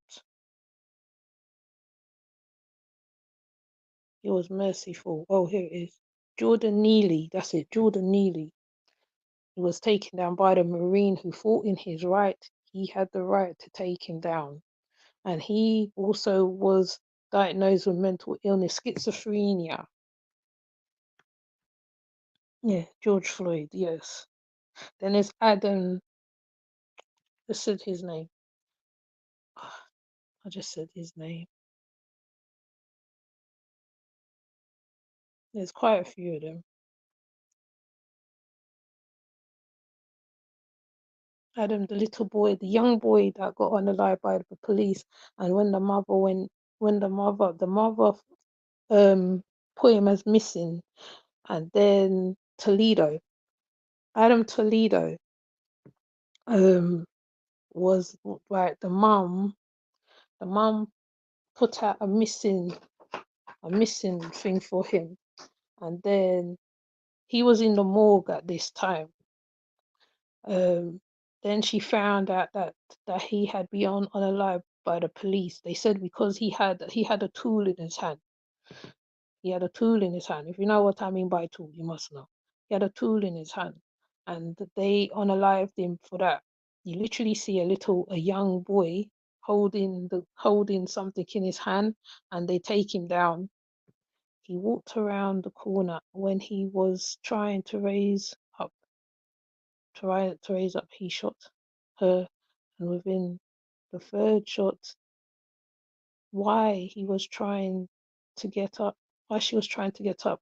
OMG, that lady is a warrior. Yes, yes, she didn't give up. She didn't give up. She didn't give up. He's a wicked man. He's wicked. Let me show you Adol Toledo. For those who don't remember Adol Toledo, because he's another one who got taken down unjustly too. Dwayne, gotta find them for you now, because that's done by police as well. Adam Toledo, I have it on my community tab somewhere. I'm breathing heavy, I don't know why. And Candace Owen is an idiot. I'm sorry to say, America. Candace Owen is a fool. She's a fool. I don't know where you lot get her from. She's an idiot. See? The sleuthers here. Adam Toledo.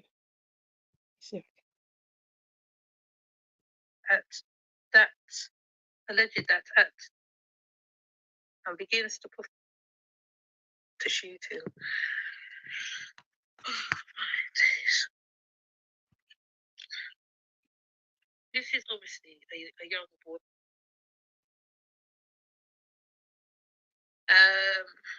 The fourth picture, with his hands up, possibly shows before he got shot. So that is clearly, that's murder, I think, because with the police, from what I know of the police, they can also set up scenes what makes it look like the victim was the one who's done whatever through a gun or whatever. They can all do that, right, as we know. And I can't show the video, which is a shame.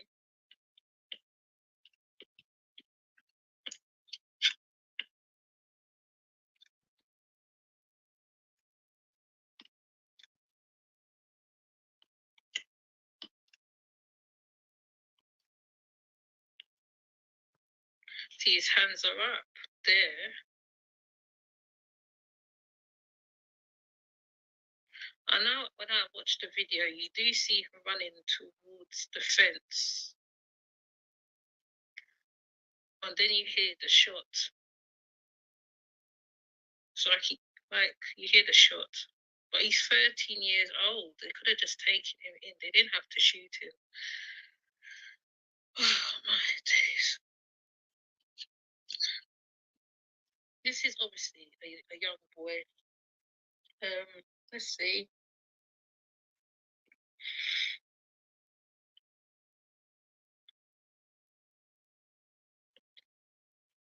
Now this lady, let's see, because I'm reading this as we're watching, I'm going through this. What kind of country sees Adam Toledo as a 13-year-old man and Kyle Rittenhouse as a little boy? The independent journalists around the world bring you news you can trust. To support truly independent journalism. Oh yeah, sorry, I need to read it. Right, let's see. Is it gonna show any more? Here's the thing. Dylan Roof was bought a Burger King by the police after his arrest, while Toledo was pictured with his hands in the air moments before cops fatally shot him. Has been painted as dangerous gang member.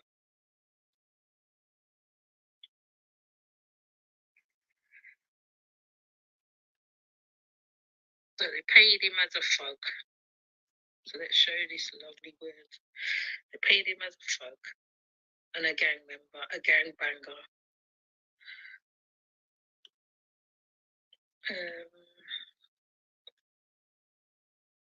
So they released a video. It's just crazy. Shoot a 13-year-old boy.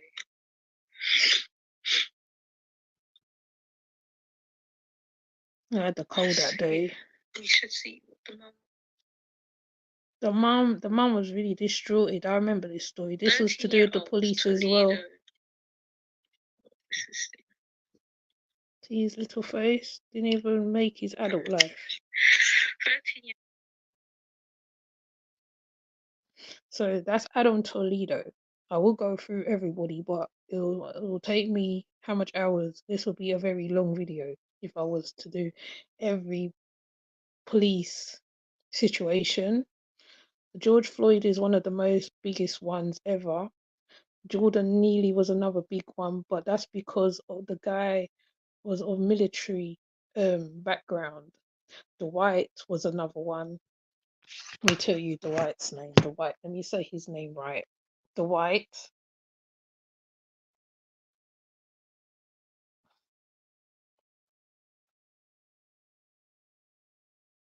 There's many, many, many, many, many, many. I know your head's hurting you, Amar.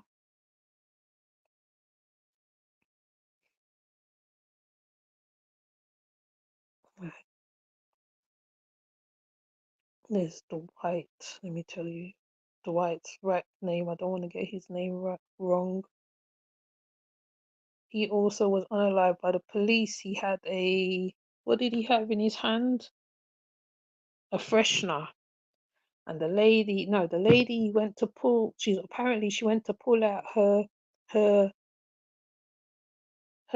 taser, and she pulled out her gun instead, and she unalived him. Hold on, let me get his name. Dwight. Should I put him down as well? No, I didn't put him down here. There's Dwight. I want to get his name right.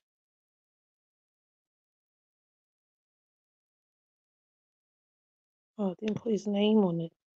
I didn't put his name down.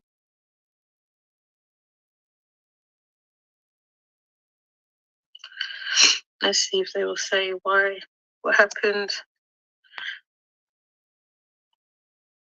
Dwight's death on Sunday has rolled Metropolitan and scarred by a police involved deaths and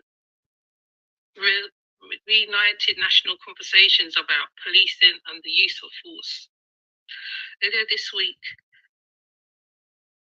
the police chief Tim Gunnan said. Hold on, let me find where I said his name. Now, yeah, let's look at the pictures of him.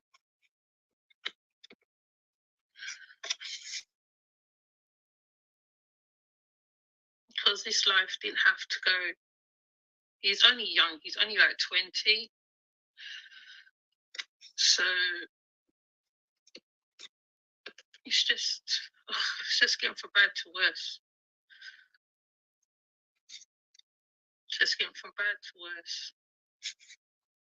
He's only a young man in his prime. It's just very shocking. Like stories like this is happening a lot now, more than often. It seems like there's a target out. I don't know what is going on. There's a targeting situation, because every single video I see of a stop of a black man, or there's always a situation. Another example is of the lieutenant that got stopped. If you have seen the video, it's kind of diabolical, because after he served for his country, and they stopped him, and he was getting like very disrespectful responses from the police. So I think this boy, he feared for his life, so he ran into the car. So she said she accidentally used the shotgun instead of the taser. Now, how can you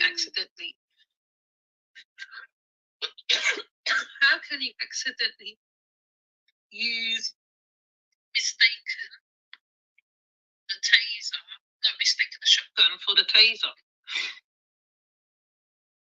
I mean, they do giving her manslaughter, but would she serve the time? Would she serve the time?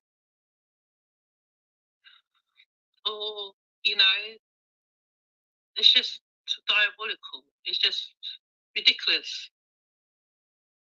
You're not allowed to live. What's the problem? Like, this is very sad. He's very young. And another YouTuber put out pictures of him holding, I think this is his son or brother, I'm not sure. Because they always show the negative of the victim. They never show positive pictures of him. Yes, he have a warrant or whatever, but you could have dealt with it differently. Anyway, I just thought I have to put out a little bit about this situation because there is an outcry of justice to be done. And anyway, where's the so-called Black Lives Matter now? I can't see them. So as the Americans say, I'll wait. Where are they? He died for no reason. There's no reason for him, for his life to be distinguished. For what reason was his life taken? You got trigger happy, you pull a gun.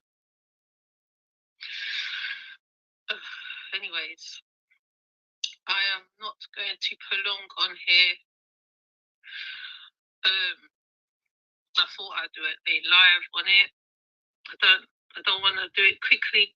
Dante Wright, that's his name. Dante Wright. Okay.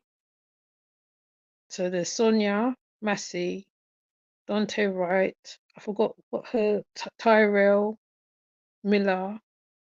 Can't remember what the other man's name. Adam Toledo. Smiley Culture. Jordan Neely. Joy Gardiner, because she was taken down by the police. Her life was extinguished by the police. Okay. So I'm not going to take you through anymore. If I cannot do a live, I'm gonna try to do something. I don't know how I'm gonna do it. I have to try and go live or upload or something. I don't know. I have to work around it somehow. Now, as for the autopsy, yes, some of the words I couldn't say. I'm not gonna pretend. But if you go to the community tab, you can take a look at the autopsy for yourself. I didn't put up the picture of the diagram of her head, but so yes, she was kneeling down. I think somebody said she was kneeling down, etc. Her name though is saying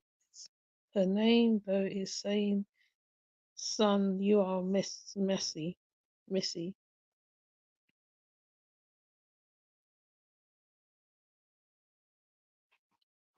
Well, that's why I said to people to say their names, really, because you say their names, it gives them more power. Other people have other methods of dealing with people on another level. So all I could say is place a flower, light, whatever you gotta do.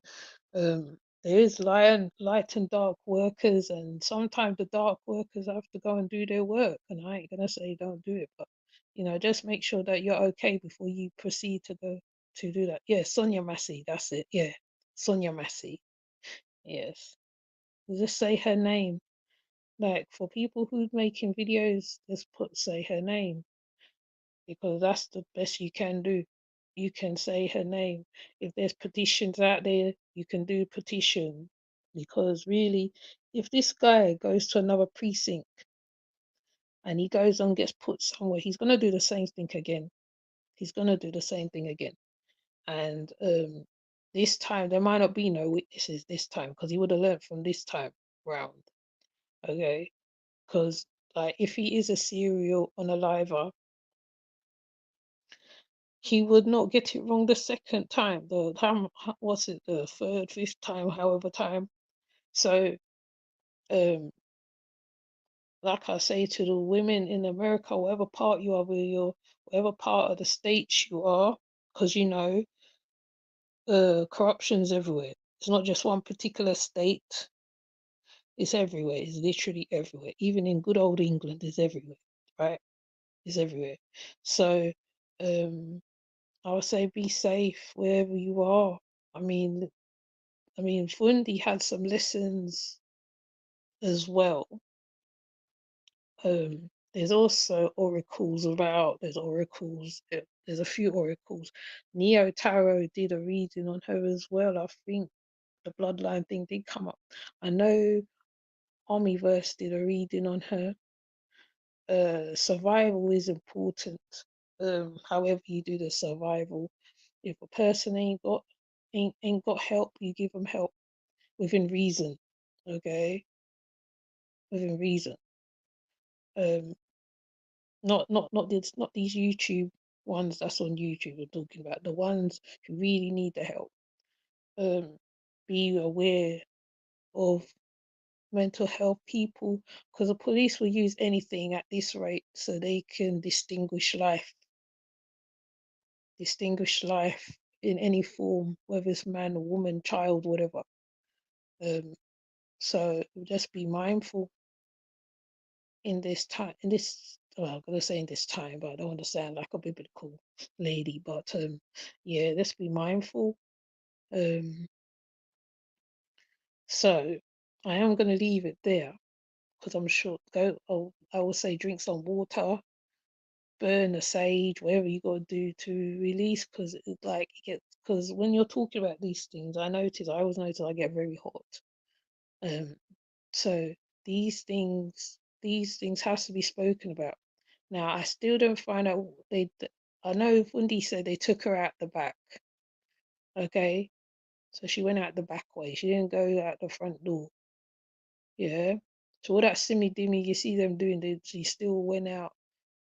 And they had her lying down there for a long time. They didn't just come pick her, take her to where she's supposed to go. Okay. And everything is occultish or metaphysical, however you want to look at it. I was calling it the skull collector. I think I called it skull collector, but Fundi called it the bone collectors. Okay. Yeah. So basically, I'm gonna leave it there. Thank you for joining me. I know. I'll see you in the next one. I'm not gonna waffle off again.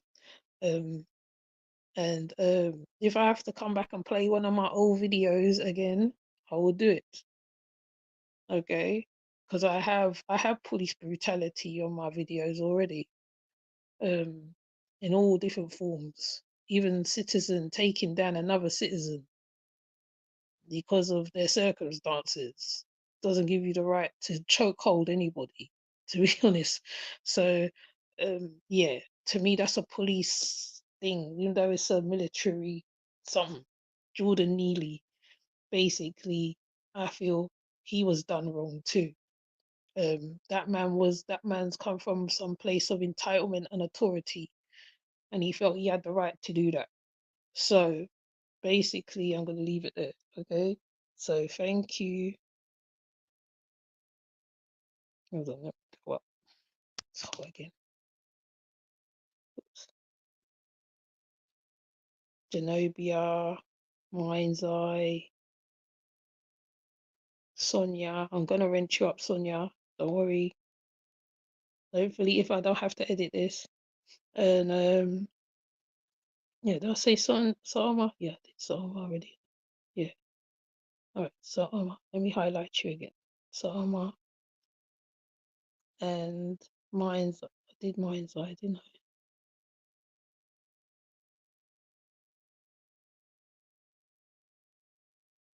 Oh, yeah, Mind's Eye. So with that said, I will see you guys in another live. Hopefully, probably have to be another late night one. Like another late night one. And I'll see you in the next one. Take care. Look after yourself. See you later. Bye.